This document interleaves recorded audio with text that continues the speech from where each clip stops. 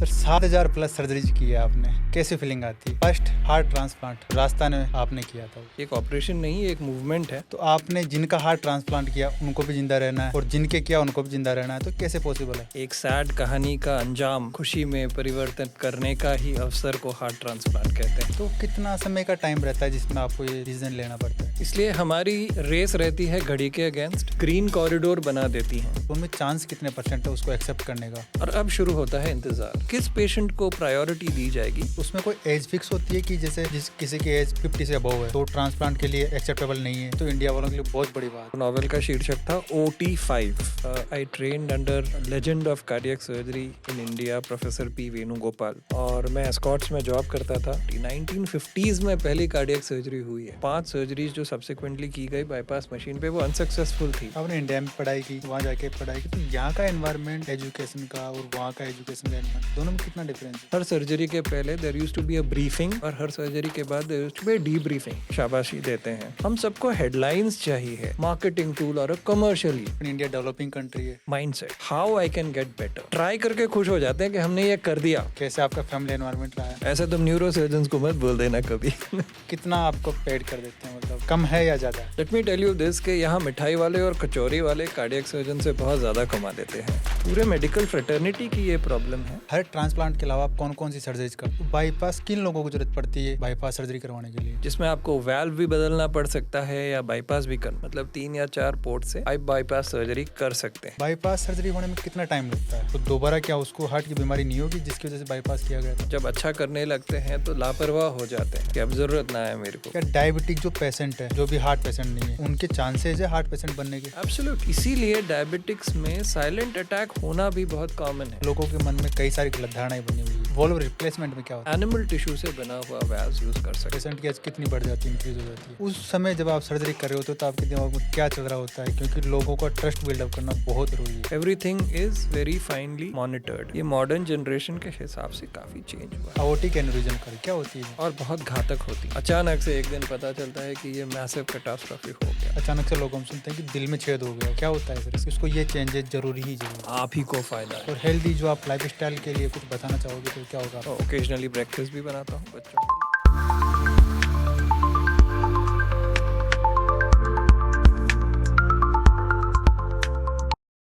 नमस्कार दोस्तों, आप देख रहे हैं द क्यूरियस माइंड शो।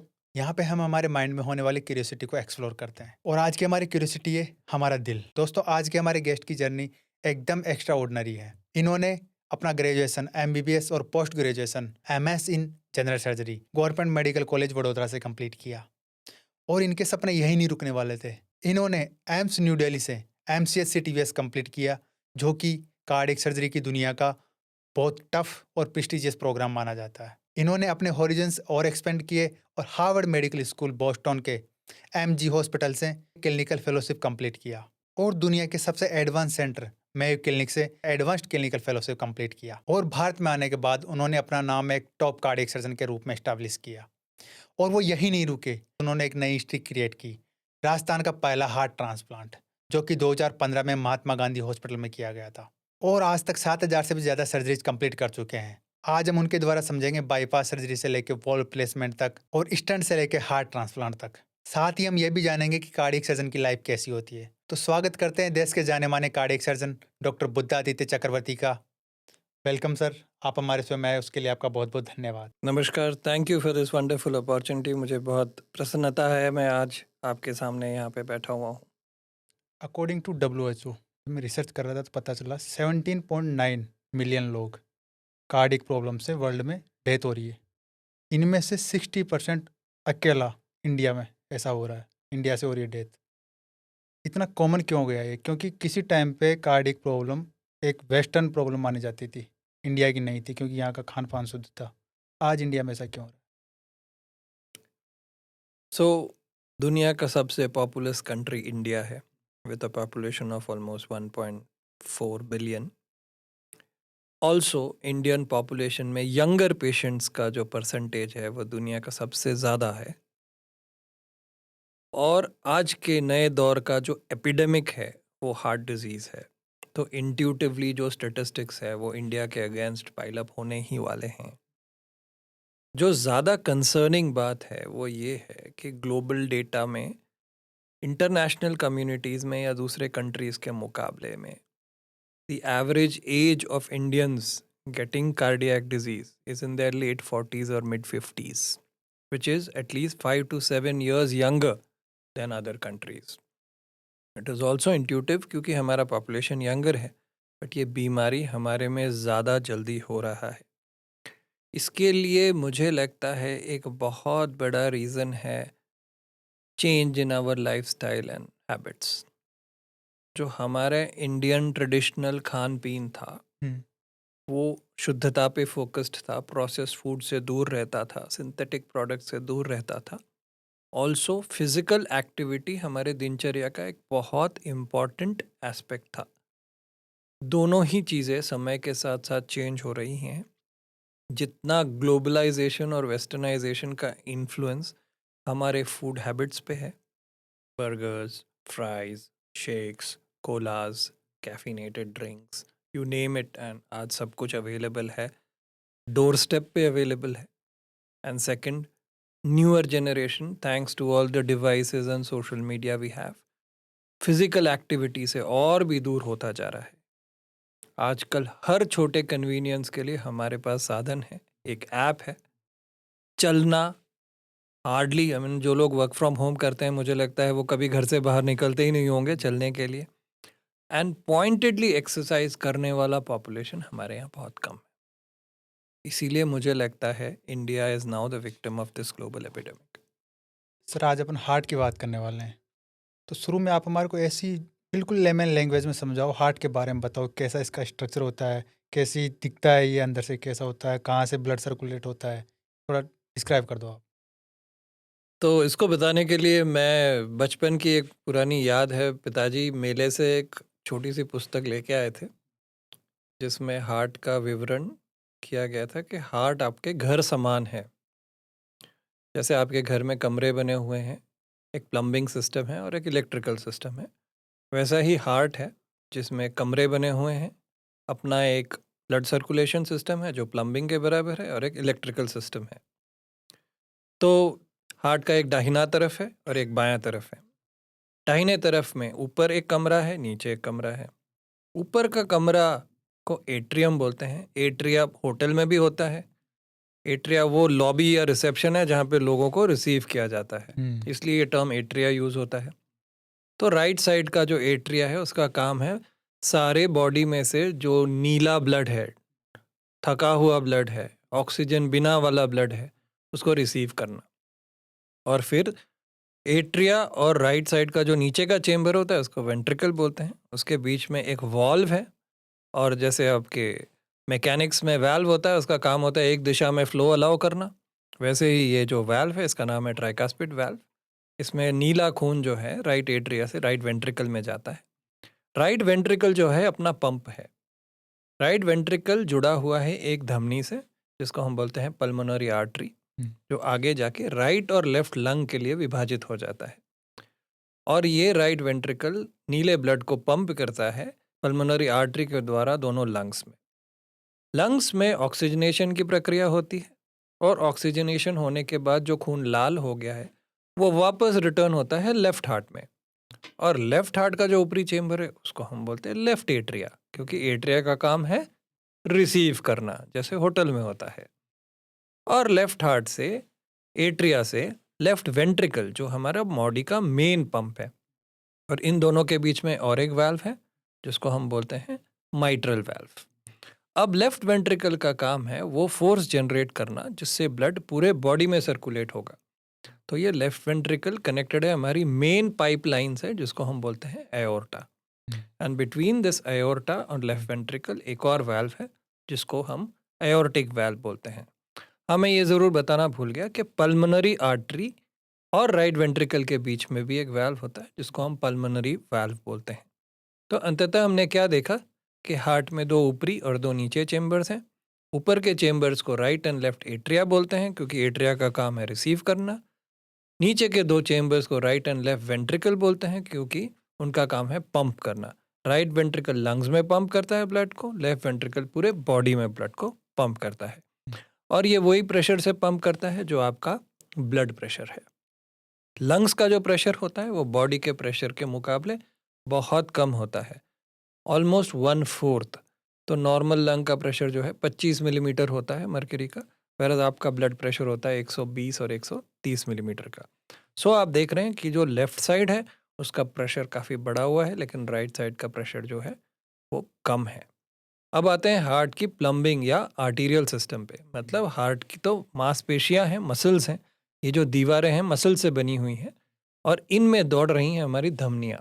धमनियों का काम है इन मांसपेशियों को ब्लड, ऑक्सीजन और न्यूट्रिशन प्रोवाइड करना। हम्म, तो हार्ट के लेफ्ट साइड के लिए एक धमनी है जिसको हम लेफ्ट मेन बोलते हैं, और ये मेन धमनी दो में विभाजित हो जाती है।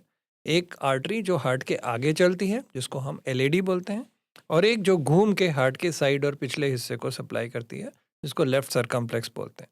उसी तरह राइट हार्ट के लिए एक राइट धमनी है जिसको हम राइट कॉर्नरी आर्टरी बोलते हैं, और वो नीचे तक जाके दो में छोटी छोटी ब्रांचेस में डिवाइड हो जाती हैं। तो ये हो गया अपना आर्टीरियल सिस्टम, मतलब प्लम्बिंग सिस्टम। और तीसरा बचता है हमारा इलेक्ट्रिकल सिस्टम। जैसे घर में आपके इलेक्ट्रिकल सिस्टम होते हैं, तो जैसे जगह जगह पे ट्रांसमीटर बने होते हैं, वैसे ही हार्ट के जगह जगह पे ट्रांसमीटर बने हुए हैं जहाँ से इलेक्ट्रिकल इम्पल्सेस छोटी छोटी नर्व्स द्वारा, और ये नर्व्स इनविजिबल नर्व्स हैं, आंखों से नहीं दिखती, ये नर्व्स द्वारा सर्टन पैथ में से ये इलेक्ट्रिकल सिस्टम्स जो है फ्लो करती हैं और ये हार्ट मसल को ट्रिगर करती हैं पंप करने में। सो कुल मिला के आपका घर और आपका हार्ट स्ट्रक्चरली ऑलमोस्ट सिमिलर है, एक्सेप्ट फॉर द डिफरेंस कि आपके हार्ट की जो दीवारें हैं वो मसल है और वो कॉन्स्टेंटली रिलैक्स और पंप कर रही हैं, जबकि आपका घर होपफुली डायनामिक नहीं, शांत है। सर हार्ट अटैक क्या होता है? हार्ट अटैक एक वो एक्यूट कंडीशन है जहाँ पे, जैसे मैंने पहले आपको हार्ट का एनाटॉमी समझाया था, उसमें हार्ट के जो वॉल्स हैं वो मसल्स हैं, और मसल्स को फंक्शन करने के लिए न्यूट्रिशन की ज़रूरत पड़ती है जो हमारे आर्टरीज़ के थ्रू, ब्लड के थ्रू उनको मिलती है। अभी किसी भी कारणवश, चाहे वो एक्यूट हो मतलब एकदम से नसों में ब्लॉकेज आ जाना, या क्रॉनिक हो मतलब धीरे धीरे नसों में ब्लॉकेज आना, अगर इन किसी भी कारणवश से आर्टरी की सप्लाई रुक जाती है तो वो एरिया हार्ट मसल का जिसको ब्लड मिलना चाहिए वो अचानक से कट ऑफ हो जाता है ब्लड सप्लाई से। और जैसे मैंने बताया, जैसे ही ब्लड सप्लाई कट ऑफ हो जाए कुछ ही क्षण के अंदर हार्ट की मांसपेशियां जो है वो डैमेज होने लग जाती हैं। इस फिनोमेना को हम लोग हार्ट अटैक बोलते हैं। जिम में देख रहे हैं कोई गिर पड़ रहा है, हार्ट अटैक। क्लब में देखते हैं डांस करता हो, कोई डांस कर रहा है, शादी में देख रहे हैं डांस कर रहा है, गिर पड़ रहा है, हार्ट अटैक। ना कॉमन क्यों हो गया आजकल, स्पेशली यंग जनरेशन में? एक तो चीज़ है, हार्ट अटैक एक बहुत जेनरिक टर्म है। जब भी पेशेंट अल्टीमेटली गिरता है या क्रैश होता है या उसमें लाइफ रिस्पॉन्स नहीं आती, तो हम लास्ट ऑर्गन जो रुकने वाला होता है वो हार्ट ही है। तो इनएविटेबली रीज़न कुछ भी हो, लास्ट में हार्ट ही बेचारा जिम्मेदार माना जाता है। At the same time young population में बहुत सारे अनडायग्नोज्ड कंडीशंस हैं जिनके बारे में अवेयरनेस कम है। जैसे फॉर एग्जांपल, बहुत यंग पॉपुलेशन में एक बीमारी या कंडीशन है जिसको हम बोलते हैं HOCM, हाइपरट्रॉफिक ऑब्स्ट्रक्टिव कार्डियोमायोपैथी। इसके बारे में बहुत आपने सुना नहीं होगा या लोगों को पता नहीं होगा, बट इसमें हार्ट की जो मांसपेशियां हैं वो बहुत थिकन आउट हो जाती हैं, और थिकन होने के साथ साथ जब भी आप एक्टिविटी करते हो ये मांसपेशियों का इलेक्ट्रिकल सिस्टम गड़बड़ा जाता है। और कई बार जैसे आपने सुना होगा, यंग पेशेंट है, खेल कूद रहा था, दौड़ रहा था और एकदम से वो गिर गया, बेहोश हो गया, उसको वेंट्रिकुलर फिब्रिलेशन हो गया। So one of the more important reasons है हाइपरट्रॉफिक ऑब्स्ट्रक्टिव कार्डियोमायोपैथी। सेकंड आता है हार्ट अटैक या कोरोनरी आर्टरी डिजीज़। तो यंग पेशेंट्स जो जिमिंग करते हैं उनमें कई सारे फैक्टर्स होते हैं जो हार्ट अटैक की तरफ कंट्रीब्यूटरी है। सबसे पहला, बेस लाइन चेकअप करे बगैर एक्सरसाइजेस शुरू करना, हैवी वेट लिफ्टिंग शुरू करना या इंटेंस कार्डियो शुरू करना इज़ नॉट एडवाइजेबल। स्पेशली अगर आपको फैमिली हिस्ट्री है या कोई और मेडिकल प्रॉब्लम है जैसे हाइपरटेंशन, डायबिटीज़, या आप कोई मेडिकेशंस ले रहे हो। सेकंड थिंग, ज़्यादातर टाइम जिमिंग के समय मैंने देखा है यंग पेशेंट्स जो हैं कई तरह के सप्लीमेंट्स का यूज़ करते हैं। हम्म, एक बहुत कॉमनली अफेक्टेड या यूज्ड सप्लीमेंट है कैफ़ीन। मैंने देखा है यंग लोग कैफ़ीन के शॉट्स ले रहे होते हैं अपने आप को पंप अप करने के लिए, या प्री वर्कआउट्स जो लेते हैं उसमें हाई डोज ऑफ कैफ़ीन होता है। कैफ़ीन एक नेचुरल स्टिमुलेंट है जो हमारे हार्ट की गति को बढ़ाता है। जब आप एक्सरसाइज कर रहे हो आपकी गति वैसे ही हार्ट की बढ़ जाती है, और caffeine sometimes can push your heart to trigger excess electrical activity. Hmm, third, बहुत सारे पेशेंट सप्लीमेंट्स के फॉर्म में स्टेरॉइड्स या प्रोटीन्स लेते हैं, हैवी डेंसिटी प्रोटीन्स लेते हैं जो हाइपर ऑस्मोलर होती हैं, मतलब जो हमारे शरीर के प्लाज्मा के मुकाबले थिकर होती है, और वो इंड्यूस करती है डिहाइड्रेशन। ऐसे में अगर आप हाई प्रोटीन इंटेक ले रहे हो या स्टेरॉइड्स ले रहे हो और आप साथ में अपने आप को प्रॉपरली हाइड्रेट नहीं कर रहे हो, हम्म, तो it can become a cause for acute thrombosis, मतलब आपका खून जो है गाढ़ा होके एक्यूटली क्लॉट हो सकता है। और जिमिंग के समय ये एक मेजर कॉम्प्लिकेशन हो सकता है जिसके कारण आपको हार्ट अटैक हो या कोई वैस्कुलर इवेंट हो। कहीं मैं कुछ वीडियो देख रहा था किसी सर्जन का। वो बता रहे थे कि यंग एज में अगर किसी को हार्ट अटैक होता है तो उसकी लाइफ बचने के चांसेस कम होते हैं। देन अगर ओल्ड एज में किसी को होता है तो उसकी लाइफ बचने के चांसेस ज़्यादा होते हैं। आई थिंक जो आप सजेस्ट ये करना चाह रहे हो कि जैसे ओल्ड एज पेशेंट्स में यूजुअली ये जो प्रोसेस होता है ये स्लो बिल्डअप ऑफ कैल्शियम की वजह से होता है। इसका मतलब नसों में धीरे धीरे रुकावट होती है, तो बॉडी को एडजस्ट करने का समय मिलता है।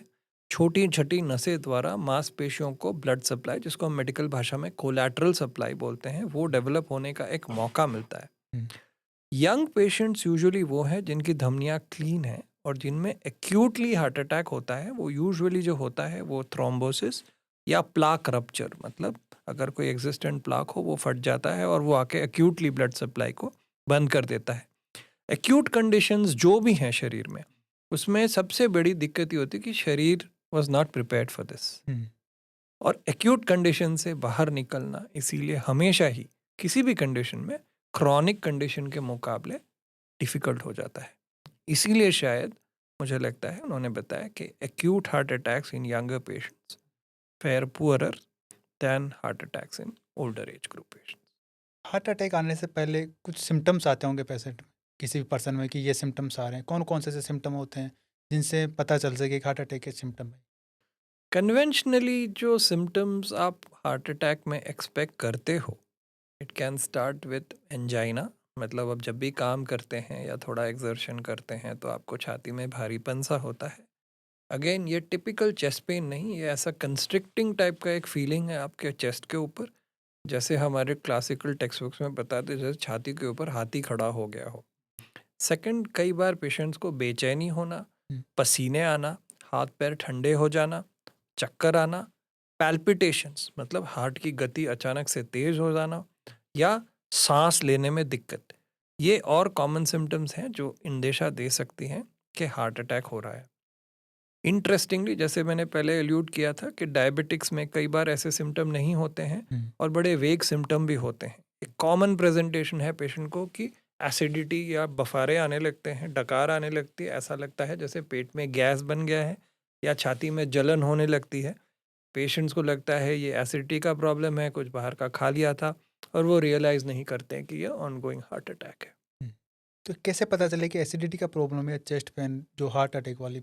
आई थिंक ये डायग्नोसिस हम डॉक्टर्स पे ही छोड़े। अगर आपको ऐसा कोई सिम्टम होता है जो फर्स्ट टाइम ऐसा हो रहा है आपको, मतलब अगर आपको एसिडिटी होती है और हर बार खाने से होती है और आपको वो हो रही है, तो आप एक्सपेक्ट कर सकते हो कि एसिडिटी है। पर आपको कभी एसिडिटी नहीं होती और पहली बार आपको 40s के एज में या 50s के एज में किसी इवेंट के बाद सडनली चेस्ट में बर्निंग सेंसेशन होने लगा या हैवीनेस होने लगा, हम्म, तो I think the diagnosis is best done in a hospital with the help of certain tests. इसको हम अपने हाइपोथेसिस के मुकाबले ट्रीट ना करें, इसको ऑब्जेक्टिवली हम ईसीजी और कुछ ब्लड टेस्ट द्वारा आइडेंटिफाई करने की कोशिश करें। क्योंकि कई लोग इग्नोर करके छोड़ देते हैं कि एसिडिटी का पेन होगा ही। और ये सबसे बड़ा प्रॉब्लम है। प्रॉब्लम ये है कि लोग इसको डिसमिसिव तरीके से लेते हैं कि हाँ, एक एंटासिड ले लिया था या कुछ खाने में आ गया होगा, तो कल तक वेट करते हैं। तो दिक्कत यही होती है कि ये वेट करने का जो पीरियड है, ये कभी बार फेटल होता है। इसीलिए जब कभी आपको एक न्यू डेवलप्ड सिम्पटम हो, मतलब आपको ये रिकरेंटली नहीं हो रहा था और पहली बार हो रहा है, then it is probably safe to err on the side of being wrong. मतलब अगर आप जाते हैं अस्पताल में और वो ईसीजी करके जांचें करके बोलता है नहीं ये एसिडिटी थी, तो भी ठीक है, आप खुशी खुशी घर आ जाना। हाँ। पर इस आश्वासन से बैठना कि एसिडिटी है और आप हॉस्पिटल नहीं गए, तो ये कैटास्ट्रॉफिक कॉन्सिक्वेंस हो सकता है। हम्म। एक हार्ट अटैक के अलावा अलग से हम एक और टर्म सुनते हैं डॉक्टर से, हार्ट फेलियर। इसमें क्या होता है? हार्ट फेलियर एसेंशियली वो कंडीशन है जहां हमने समझाया आपको हार्ट पंप की तरह काम करता है, और हर बार जब हार्ट पंप करता है एक सर्टेन वॉल्यूम ब्लड वो अपने बॉडी में पंप इन कर रहा है। हमारे सारे ऑर्गन्स को एक certain amount of blood her minute की ज़रूरत पड़ती है। जब हार्ट की पंपिंग एक सर्टेन लेवल के नीचे आ जाती है, सो दैट जो अमाउंट ऑफ ब्लड वो हर पंप में बाहर शरीर में भेज रहा है वो शरीर के लिए एडिक्वेट नहीं होता है, तब हम उसको लेबल करते हैं हार्ट फेलियर। तो मेडिकल भाषा में हार्ट की पंपिंग जो है हम ऑब्जेक्टिवली देखते हैं एक टर्मिनोलॉजी इसको इजेक्शन फ्रैक्शन बोलते हैं, और एक नॉर्मल पेशेंट के हार्ट का इजेक्शन फ्रैक्शन है करीब 60 to 65%। इसका मतलब एवरेज आप ये समझो कि हर बार जब हार्ट पंप करता है, जितना खून उसमें था उसका 60 से 65% खून हार्ट एक बार में आपके शरीर में भेज देता है। हम्म। जब ये आंकड़ा कम होते होते 30 के नीचे आ जाता है, जैसे 20-25, तब जो है ब्लड सर्कुलेशन जो है शरीर में धीमा हो जाता है, और जो ऑर्गन्स को जितना ब्लड चाहिए वो नहीं मिल पाता। और जब ये क्रॉनिक फॉर्म ले लेता है, मतलब लंबे समय तक हो जाता है, तो ये क्रॉनिक हार्ट फेलियर होता है। और ये अगर एक्यूटली हो गया, जैसे फॉर एग्जांपल आपका हार्ट अटैक हुआ और हार्ट की पंपिंग अचानक 60% से 25% हो गई, तो वो एक्यूट हार्ट फेलियर होता है। इसमें एज का कोई रोल रहता है कि इस एज में ये चीज़ नहीं होगी हार्ट फेलियर की? और नहीं, जैसे मैंने आपको बताया वो डिपेंड करता है एक्यूट हार्ट फेलियर या क्रॉनिक हार्ट फेलियर, दोनों के बहुत सारे इटियोलॉजीज हो सकते हैं, और ये सभी एज ग्रुप में हो सकते हैं, 55 से लेके बुढ़ापे तक। अक्सर हम सुनते हैं जो कार्डियक पेशेंट होते हैं, सर्जरी करवाने वाले, नहीं करवाने वाले, उनको पानी कम पीने के लिए कहा जाता है कि लिक्विड डाइट कम लो। इसके पीछे क्या रीज़न? अगेन ये एक सॉर्ट ऑफ ये जनरल मैसेज नहीं जाना चाहिए कि हार्ट के पेशेंट्स को पानी कम पीना है। पानी की जितनी रिक्वायरमेंट शरीर में है उतना पानी की एडिक्वेसी ज़रूरी है, नहीं तो dehydration is actually bad for every type of heart patient. Specifically वो पेशेंट्स जिनकी हार्ट की पंपिंग बहुत कमज़ोर है, उन्हें हम रेस्ट्रिक्टेड अमाउंट, कम शब्द का मैं इस्तेमाल नहीं करूँगा, क्योंकि जैसे मैंने बताया हर बॉडी की अपनी वेट वाइज पानी की रिक्वायरमेंट तो ज़रूरत है ही। हम्म। तो हिदायत नहीं है कि आप कम पानी लें, हिदायत ये है कि आप रिक्वायर्ड जो प्रेस्क्राइब्ड वॉल्यूम है उससे ज़्यादा पानी ना लें, क्योंकि जब आपका हार्ट का पंपिंग कमज़ोर होता है तो आपका बॉडी फ्लूइड रिटेन करता है। ये स्पेसिफिकली हम बोलते हैं वो सारे पेशेंट्स जिनकी पंपिंग, हार्ट की पंपिंग कमज़ोर है। नॉर्मल पंपिंग वाले नॉर्मल अमाउंट ऑफ या ज़्यादा फ्लूइड भी ले सकते हैं तो वो निकल जाता है। या वो पेशेंट्स जिनको किडनी में प्रॉब्लम है और जो आपका बॉडी का फ्लूइड है वो किडनी ठीक से प्रोसेस करके शरीर से बाहर नहीं निकल सकती। या वो पेशेंट्स जिनमें ऑलरेडी फ्लूइड ओवरलोड है फॉर वॉट एवर रीज़न, तो ऐसे पेशेंट्स को हम यूजुअली फ्लूइड रेस्ट्रिक्शन बोलते हैं। बट फ्लूइड रेस्ट्रिक्शन का मतलब कम लिक्विड नहीं है। हम्म। फ्लूइड रेस्ट्रिक्शन का मतलब अगेन मैं एक्सप्लेन करूंगा इज आपके बॉडी वेट के अनुसार जो लोअर लिमिट ऑफ लिक्विड चाहिए उतने तक ही आप अच्छा। लें, उससे ज़्यादा ना लें। कोविड के दौरान एक बहुत ही अजीब सा वर्ड लोगों को सुनने को मिला है, इसका नाम है एक्मो। एक्मो क्या होता है? सो एक्मो का फुल फॉर्म है एक्स्ट्रा कॉर्पोरियल मेम्ब्रेन ऑक्सीजनेशन। इसका नाम सेल्फ एक्सप्लेनेटरी है। Extra corporeal, corpora means body, extra means बाहर, मतलब शरीर के बाहर। मेम्ब्रेन का मतलब है मेम्ब्रेन, और ऑक्सीजनेशन का मतलब है ऑक्सीजन देना। इसका मतलब ये एक ऐसा मशीन है जो आर्टिफिशियली आपका लंग्स का काम कर सकता है।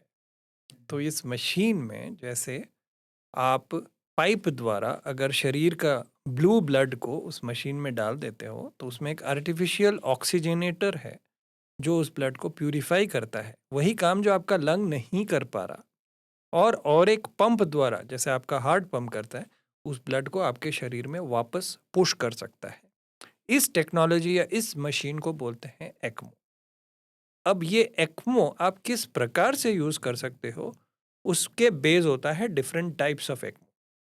तो कॉमनली प्रचलित दो टाइप के एक्मोस हैं, एक है वीनो आर्टीरियल और एक है वीनो वीनस।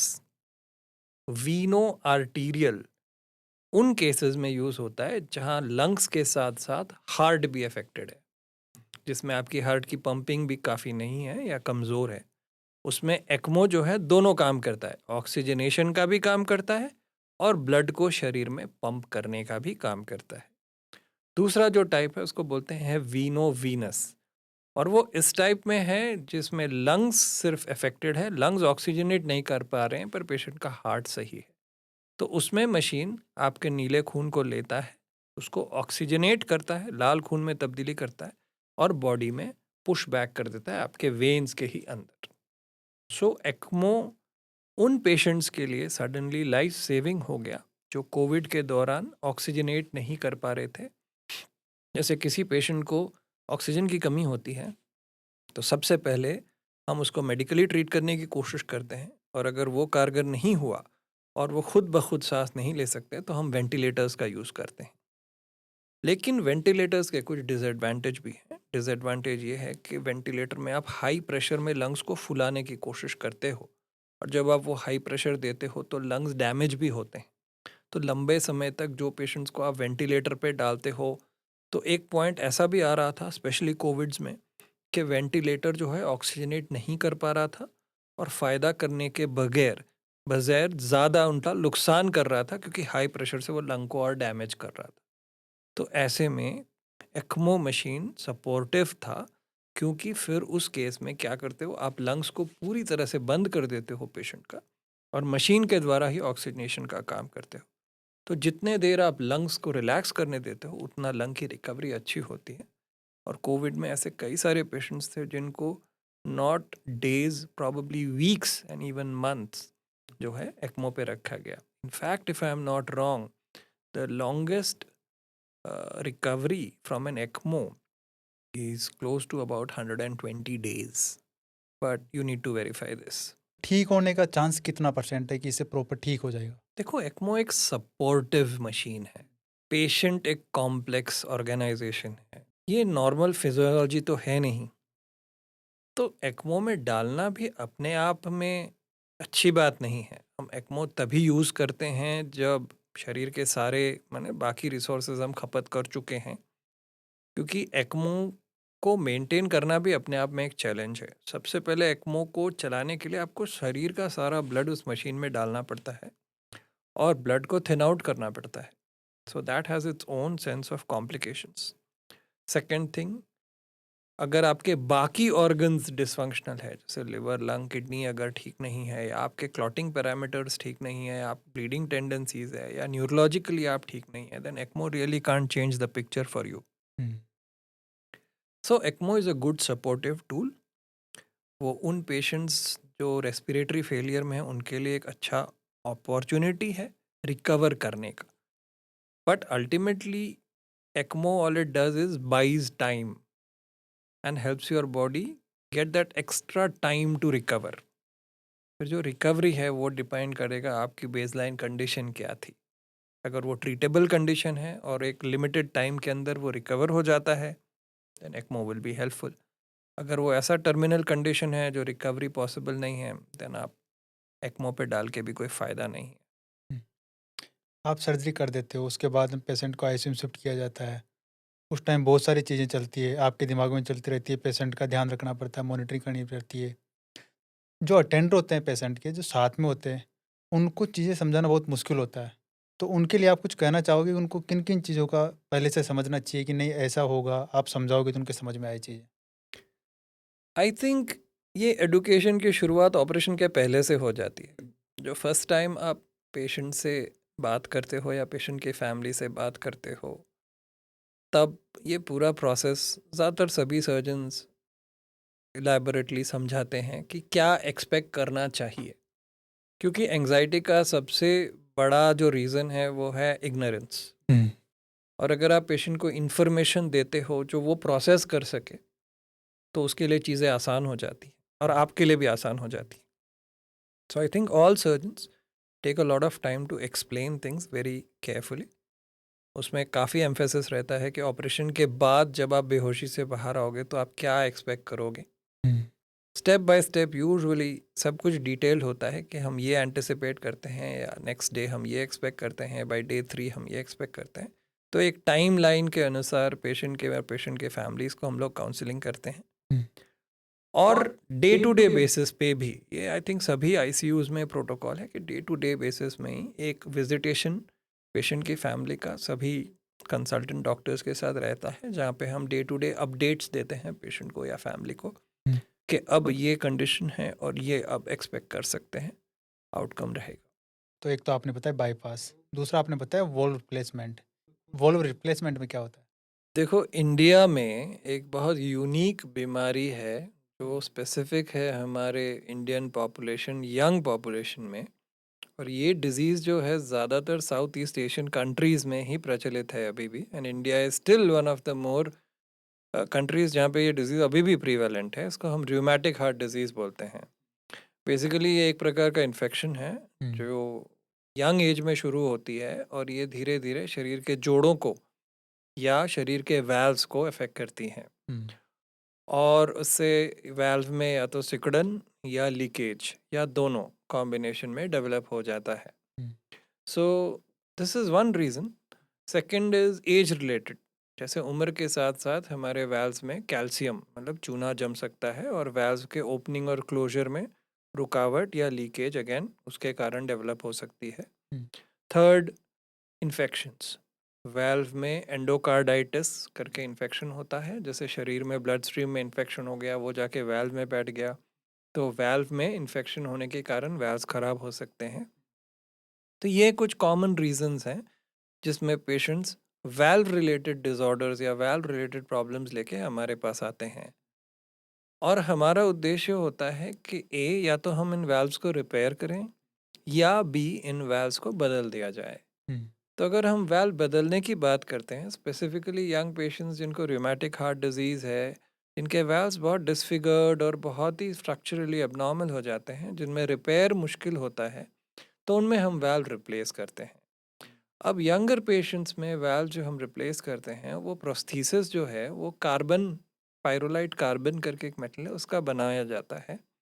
वेराज जो बुजुर्ग पेशेंट्स होते हैं more than the age of 60-65, hmm, उनमें अगर हमें वाल्व बदलने की आवश्यकता पड़ती है तो उनमें एक डिफरेंट कैटेगरी ऑफ वाल्व जिसको हम टिश्यू वाल्व्स बोलते हैं।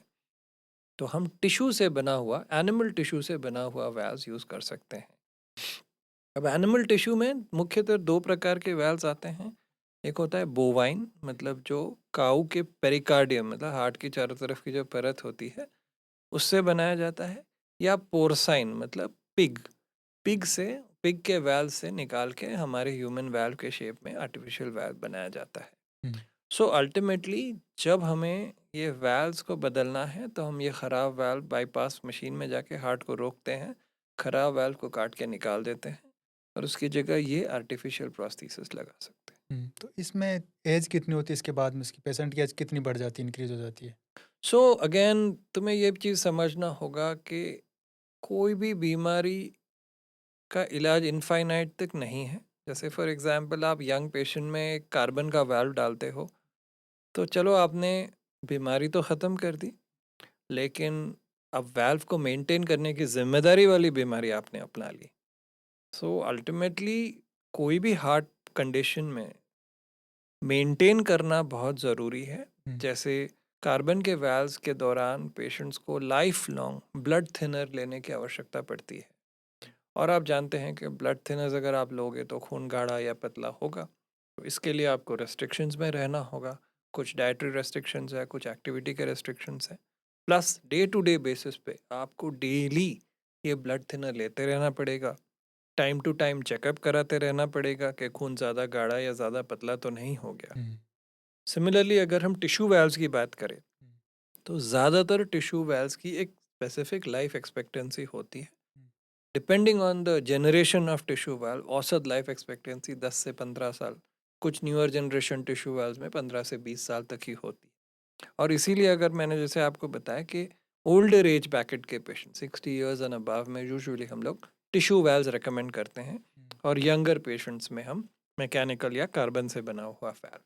बट अल्टीमेट मैसेज ये भी है कि आपने अपना वाल्व की बीमारी को जड़ से नहीं निकाला, आपने एक प्रॉब्लम को एक दूसरे प्रॉब्लम से रिप्लेस कर दिया। But the good part is उस खराब वाल्व के कारण जो आपको शारीरिक साइड इफेक्ट्स थे, लार्ज पार्ट तक वो सारा ट्रीटमेंट क्योर हो जाता है। कुछ हद तक हार्ट में रिफॉर्मेशन, मतलब हार्ट का जो रीमॉडलिंग है, जो हार्ट फूल गया होता है या बड़ा हो गया होता है, हम्म।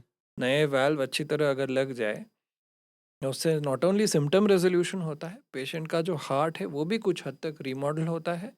और अगर उसे सही सिरे से मेंटेन किया जाए तो पेशेंट की life expectancy almost near normal हो सकती है।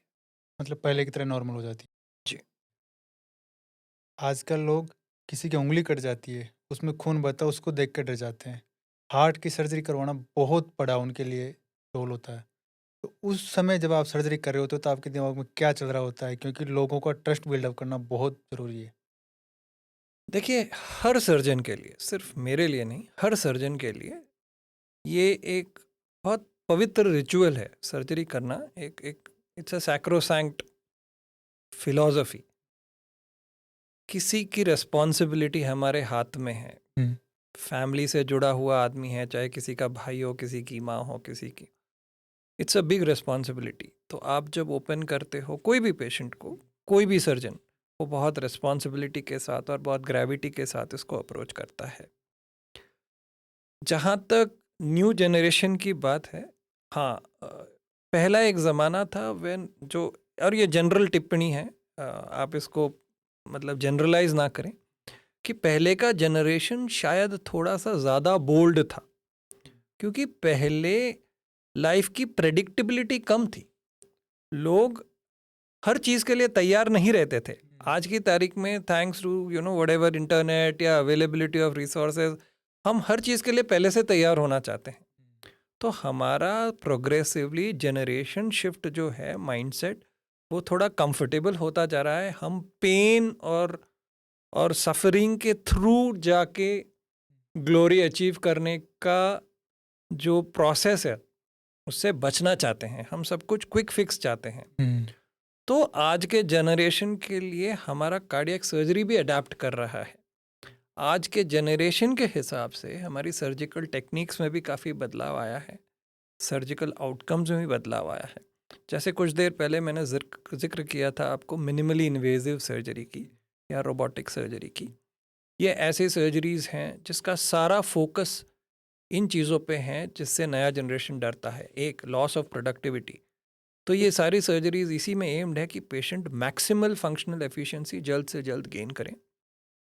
Second, blood loss, pain, suffering, scar, ये सब मिनिमम हो। तो मुझे लगता है आने वाले टेक्नोलॉजीज जो इवॉल्व हो रहे हैं, उनकी अडेप्टेबिलिटी इस न्यू जनरेशन थिंकिंग के साथ सिंक हो रही है। और सिर्फ कार्डियक सर्जरी नहीं, देखिए जैसे मैंने बताया आपको, कार्डियक सर्जरी एक पूरा पैकेज है। कार्डियक सर्जरी में एनेस्थीसिया का बहुत इंपॉर्टेंट रोल है, पेन मैनेजमेंट का बहुत इंपॉर्टेंट रोल है, फिजिकल रिहैबिलिटेशन या थेरेपी का बहुत इंपॉर्टेंट रोल है, नर्सिंग प्रोटोकॉल, मॉनिटरिंग, सब चीज़ों का रोल है। तो आज की तारीख में cardiac surgery is a very mathematically run process. जैसे आप प्लेन में बैठते हैं, पायलट इंस्ट्रूमेंट्स के कैलिबर से आपका प्रोग्रेस चार्ट करता है, उसी तरह कार्डियक सर्जरी में everything is algorithm protocol based. Everything is very finally monitored. हर नंबर, हर आंकड़ा हमको डेटा दे रहा है। हुँ। That brings a lot of objectivity into our end result. तो आज की तारीख में सर्जरी प्रेडिक्टेबल है, आउटकम्स क्विकर हैं, anaesthesia has gone better, rehabilitation protocols की समझ बहुत ज़्यादा हो गई हैं, इसीलिए हमारे पेशेंट्स बहुत क्विकली रिकवरी की तरफ बढ़ते हैं। मैं आपको एक एग्जांपल देता हूँ। फॉर एग्जांपल, सर्जरी से बेहोशी की बात। पहले जैसे हम लोग ट्रेन होते थे, या 20 साल पहले की बात है, जैसे सर्जरी होता था उसके बाद पेशेंट्स को ऑलमोस्ट 24 आवर्स तक बेहोश रखा जाता था कि नहीं, पेशेंट को बेहोश रखेंगे तो उसके हार्ट को रेस्ट मिलेगा, बाकी ऑर्गन्स को थोड़ा सा बाईपास के इफेक्ट से रिकवर होने का टाइम मिलेगा। आज की तारीख में मेरी प्रैक्टिस में ऑलमोस्ट 90% पेशेंट्स को हम विद इन 4 आवर्स वेंटिलेटर से हटा देते हैं। विद इन डे 1 पेशेंट्स को मोबिलाइज कर देते हैं आज की तारीख में। और सिर्फ मेरी बात नहीं है, ये जनरली ज़्यादातर कार्डियक सर्जन्स का यही प्रोटोकॉल है। हम इसको फास्ट ट्रैकिंग बोलते हैं, जिसको हमने अडॉप्ट किया हुआ है। एंड एवरेज हॉस्पिटल स्टे आजकल, जैसे मेरे प्रैक्टिस में एवरेज हॉस्पिटल स्टे 4 डेज है पोस्ट सर्जरी, चाहे वो कितना भी बड़ा और कितना भी कॉम्प्लेक्स सर्जरी है। और हमारा सारा गोल ये होता है कि जैसे पहले धारणा थी कि नहीं इसका बड़ा ऑपरेशन हुआ है तो इसको आराम की ज़रूरत है, हमारा एब्सोल्युटली उल्टा थ्योरी है। आजकल का मॉडर्न थ्योरी ये है कि आप पेशेंट को जितनी जल्दी मोबिलाइज करेंगे, जितना ज़्यादा फंक्शनैलिटी में लाएंगे, उतने पेशेंट्स कॉम्प्लिकेशन से बच सकते हैं। There are lot of complications associated with bed rest. तो हम वो सबको बाईपास करके, सर्कमवेंट करके चाहते हैं कि पेशेंट फंक्शन। तो यूजुअली चौथे दिन में जब पेशेंट घर जाता है, हमारा जो बार सेट है वो ये है कि पेशेंट अपने आप चलते हुए घर जाए और स्वावलंबी रहे, क्योंकि आज के एरा में ये भी बहुत ज़रूरी है। बहुत सारे ऐसे सिंगल फैमिलीज़ हैं जिसमें देखभाल करने के लिए बहुत लोग हमारे हैं नहीं। न्यूक्लियर फैमिलीज़ हैं, सिटीज़ में हैं, हस्बैंड वाइफ हैं, वो अकेला उसको अपना रेगुलेशन करना है, एक्टिविटीज़ करना है। सो हम ये चाहते हैं कि by the time patient goes home, he should be functionally viable. तो आजकल के सारे प्रोटोकॉल्स मॉडिफाइड हैं, मेडिकेशंस अच्छे हो गए हैं, सर्वेलेंस अच्छा हो गया है। आजकल आप एक व्हाट्सएप कॉल में यूजुअली पेशेंट का सारा डेटा जल्द से जल्द ला सकते हो। सो आई थिंक ये जो पूरा रिकवरी का प्रोसेस है, ये मॉडर्न जनरेशन के हिसाब से काफ़ी चेंज हुआ है। आजकल एक बीमारी बहुत बढ़ रही है जो कि यंग लोगों में हो रही है, एओर्टिक एन्युरिज्म करके। ये बहुत सुनने में आ रहा है, अचानक से बढ़ी है। क्या होती है बीमारी? देखिए, ये आपने बहुत अच्छा एक मुद्दा उठाया, क्योंकि मुझे लगता है कि आज की तारीख में it is the most underrated dark horse of all diseases, aorta की बीमारियाँ। ये डार्क हॉर्स मैं इसलिए बोल रहा हूँ क्योंकि ये साइलेंटली आती हैं और बहुत घातक होती हैं।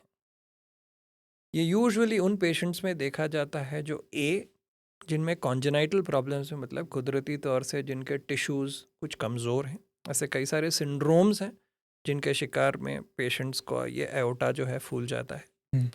एक बहुत कॉमन पैथोलॉजी है जिसको हम बाइकस्पिड वाल्व बोलते हैं। मतलब हमारा जो वाल्व है, एओर्टिक वाल्व, नॉर्मली 3 पत्तियों का होता है, पर एक पॉपुलेशन के परसेंटेज में, ऑलमोस्ट मतलब लार्ज परसेंटेज ऑफ पॉपुलेशन में, ये 2 पत्तियों का होता है। और इन पेशेंट्स का ये सारा एओर्टा और वाल्व जो है नॉर्मल के मुकाबले वीक होता है। And these patients are at a higher risk for developing aortic aneurysms or its complications, which is a rupture or dissection. Aneurysm का मतलब है एओर्टा अपना पाइप है जिससे ब्लड जो है पूरे शरीर में सर्कुलेट हो रहा है। ये हमारी महाधमनी है, हार्ट पंप है और ये पाइपलाइन है। अब किसी भी कारणवश अगर ये बढ़ने लगता है तो नॉर्मली इसका जो एडल्ट में साइज़ होता है वो 3-3.5 सेंटीमीटर का होता है। किसी भी कारणवश ये अगर बढ़ने लगता है, और वो कारण क्या क्या हैं जैसे मैंने बताया, एक, पेशेंट को कुदरती तौर से इनकी एओर्टा कमज़ोर हो सकता है, टिश्यूज़ कमज़ोर हो सकते हैं।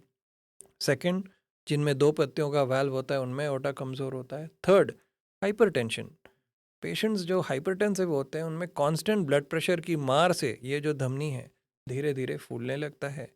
चौथा, कई सारे पैथोलॉजीज़ होते हैं जिसको वैस्कुलाइटिस बोलते हैं। मतलब हमारे शरीर के ही ऑटो इम्यून प्रोसेस से हमारे छोटी छोटी नसों की बीमारियां और धीरे धीरे बड़े नसों की बीमारियां, तो इनके अंतर्गत एओर्टा जो है हमारा, ये जो महाधमनी है, ये फूलने लगता है। और जब ये 5 सेंटीमीटर डायमीटर से ज़्यादा बढ़ जाता है, हम उसको एन्यूरिज्म बोलते हैं।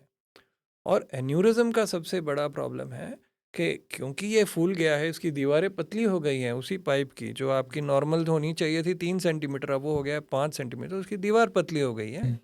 अगर ब्लड प्रेशर बढ़ता है या शरीर का प्रेशर बढ़ता है, ये फट सकता है। और आप सोच सकते हो, ये वो मेन पाइपलाइन है जिससे सारी सप्लाई जा रही है, अगर ये फट गया तो फिर यूजुअली ये लीथल होता है। तो ये एओर्टिक एन्यूरिज्म जो है, इसको एओर्टा का फूलना को एन्यूरिज्म बोलते हैं, उसकी लीथल जो कॉम्प्लिकेशन है वो है डिसेक्शन, मतलब इसकी अंदर की परतें फट सकती हैं जिससे शरीर के सारे अंगों में ब्लड सप्लाई बंद हो सकता है, या ये एओर्टा खुद फट सकता है जिसमें यूजुअली पेशेंट का सर्वाइवल बहुत मुश्किल होता है। ये जानकारी रखना बहुत ज़रूरी है क्योंकि आज की तारीख में, जैसे मैंने बताया, ये बीमारी ऐसी है जो साइलेंटली आपके बॉडी में डेवलप हो रही है।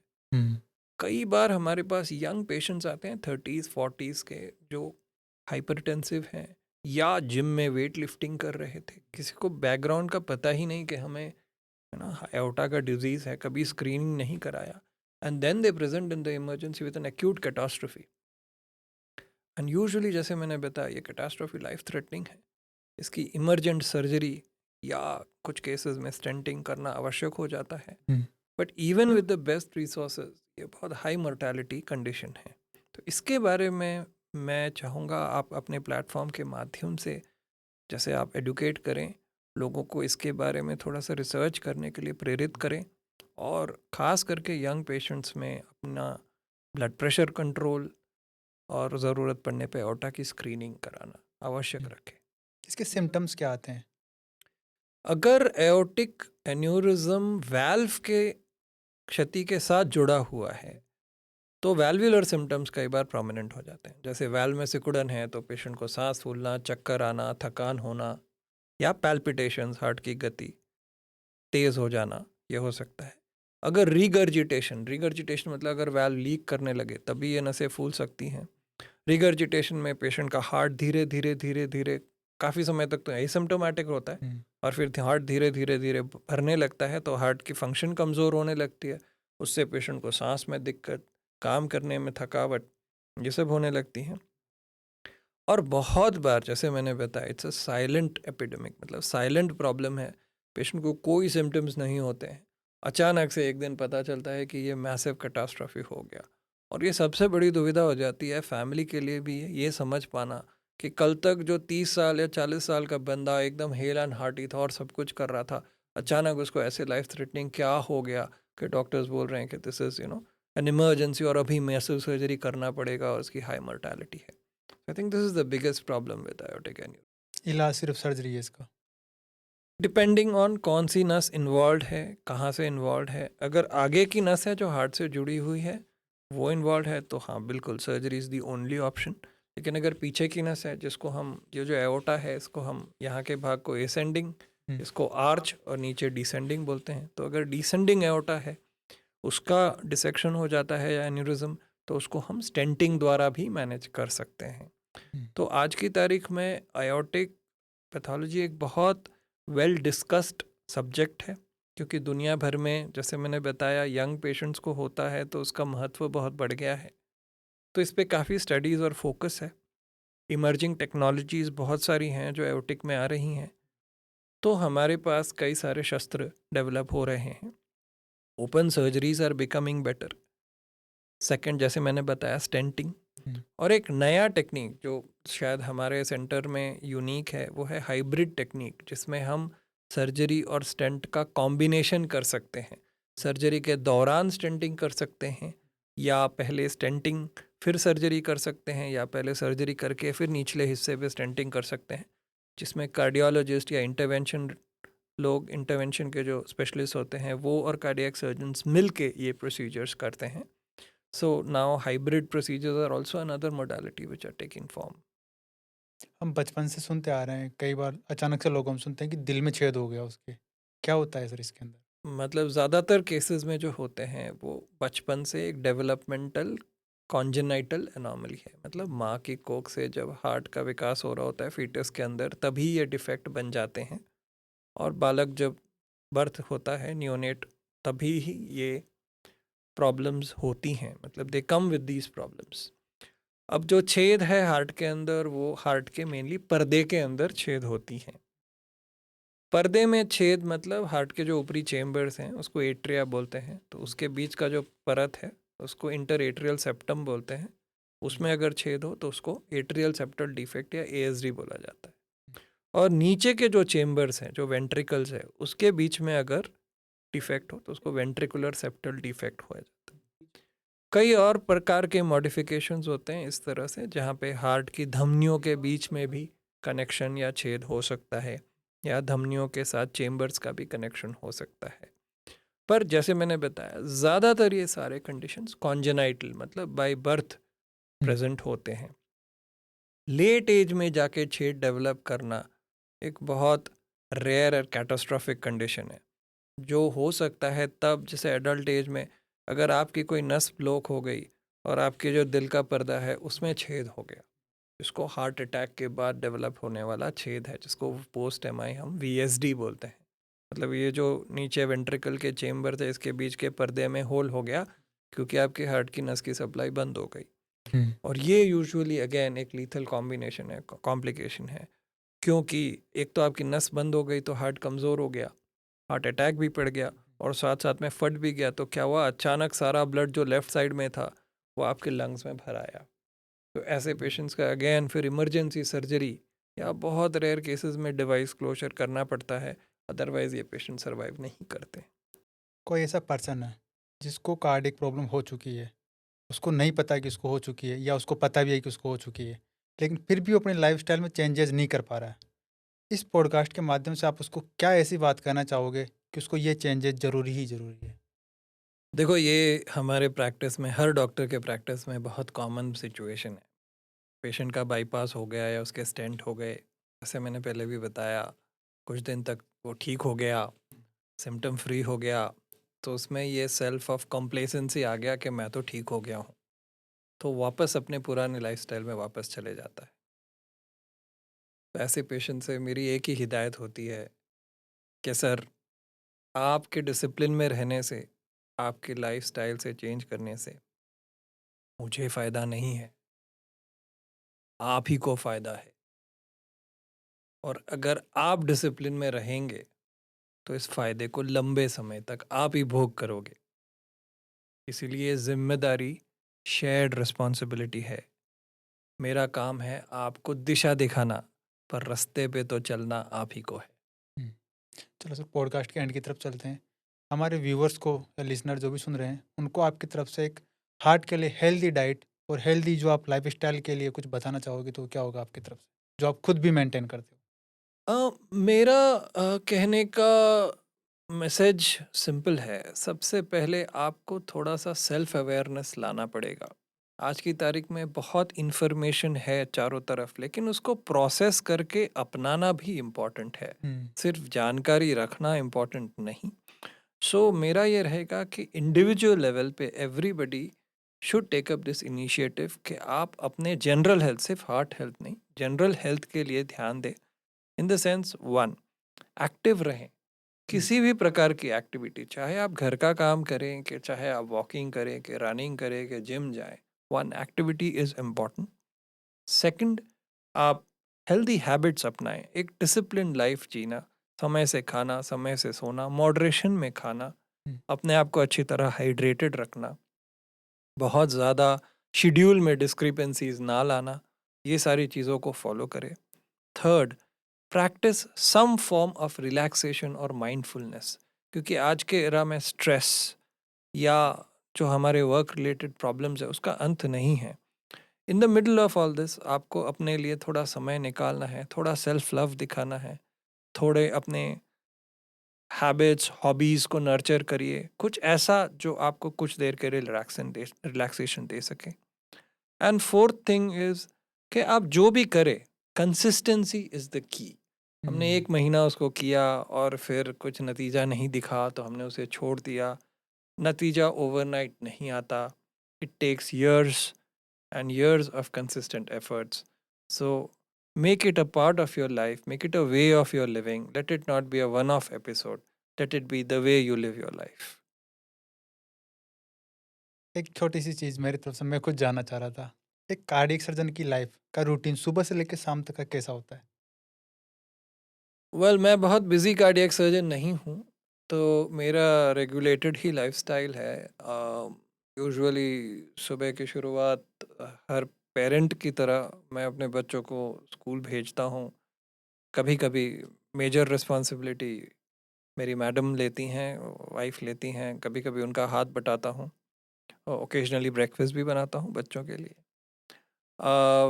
यूजुअली 8:30-9 बजे से हमारा ऑपरेटिव स्लॉट शुरू होता है और ज़्यादातर दिन जब सर्जरीज़ होती हैं तो first half of the day हम सर्जरीज़ में होते हैं। किसी दिन अगर हमें ज़्यादा केसेस करने पड़ते हैं तो बीच में लंच, एक सिंपल सा lunch break and then either another surgery और patients. Usually by evening we wind down our work. शाम को राउंड्स एक मैंडेटरी है जहाँ पे सारे एडमिटेड पेशेंट्स को हम सॉर्ट ऑफ रिव्यू करते हैं and we draw care plan for the rest of the day. उसके बाद मैं एज अ रूल कुछ समय अपने लिए निकालता हूँ। मैं थोड़ा वर्कआउट करता हूँ। गोल ये नहीं है कि मैं बहुत इंटेंस कुछ करूँ, गोल ये है कि मैं एक्टिव रहूँ। तो मेरा ये रहता है, प्लान रहता है कि मैं वीक में एटलीस्ट 4 to 5 डेज़ कुछ वर्कआउट करूँ। तो 1 घंटा मैं उसमें डेडिकेट करता हूँ अपने वर्कआउट्स के लिए। And then it's back home and family time, whatever time I can spend with my kids, with my wife, with my mother. And then of course at the end of the day I always try to find some me time, जिसमें चाहे वो news देखना हो या चाहे वो Netflix या चाहे कोई किताब पढ़ना हो या चाहे a phone call with any friend. But I try to disengage myself for some time so that I'm ready and up for the next day. Thank you sir. आज आपसे बात करके ऐसा लगा जैसे एक बुक पढ़ी हो मैंने शुरू से लेकर एंड तक। नहीं, थैंक हालांकि यू। बुक मुझे समझ में नहीं आई लेकिन मैंने पढ़ी है, ऐसा लग रहा है। नहीं, thank you very much. I mean आपसे बात करते करते मुझे भी बहुत सारे एस्पेक्ट्स पता चले जो सबकॉन्शियस में थे और जो बाहर आए, उभर के आए। आई एम श्योर आपका ये पॉडकास्ट आपके लिसनर्स के लिए बहुत इंफॉर्मेटिव होगा and this entire concept of curious mind is a brilliant one. I wish you all the best. आप इसको आगे और बढ़ाएं, आपकी रीच और बढ़े and the sky is the limit for you. Thank you. तो दोस्तों ये थी आज की कन्वर्जेशन एक कार्डियक सर्जन के साथ। अगर ये पॉडकास्ट आपको नॉलेजेबल लगा हो तो लाइक करें, शेयर करें और चैनल को सब्सक्राइब करें। अगली बार फिर मिलेंगे एक नए गेस्ट के साथ। तब तक के लिए हेल्दी रहिए और बी क्यूरियस विद श्रीराम।